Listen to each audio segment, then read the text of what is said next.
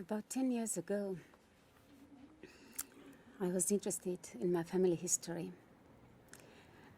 And I knew that some of my relatives disappeared in the post-war decade under the Soviet occupation. And the family had no idea where they died or where they are buried.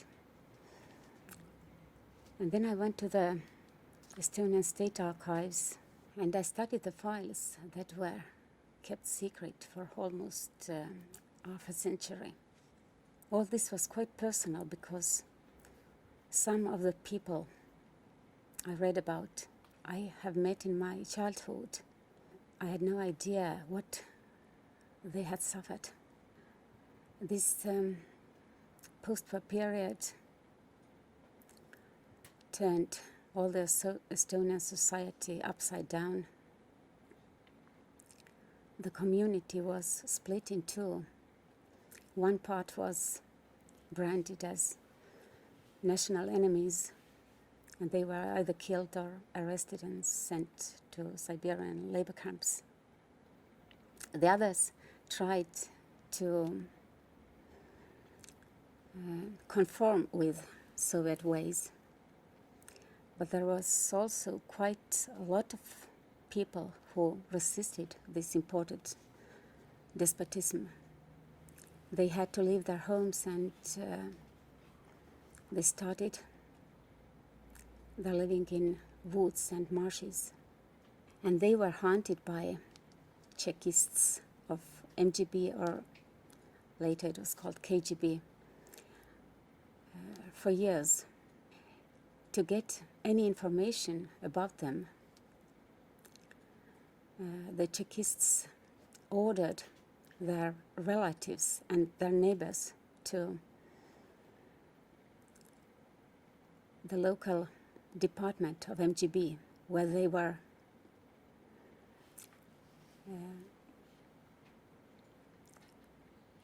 tortured.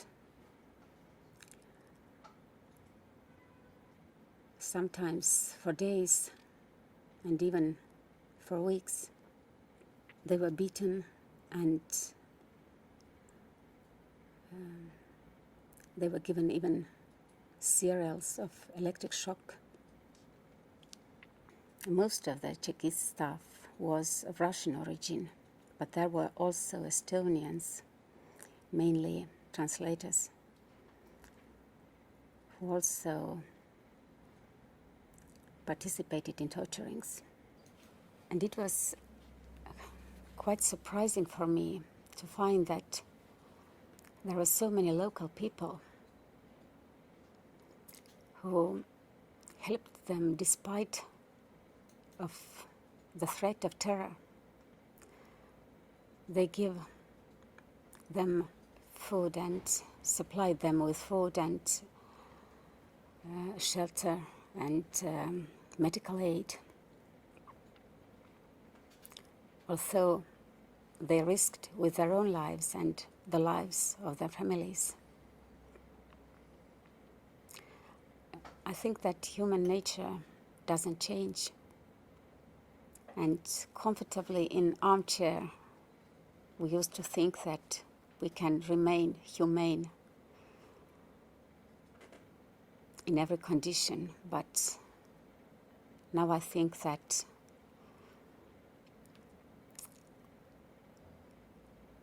only those who have survived this ordeal can claim that they will never howl with the wolves.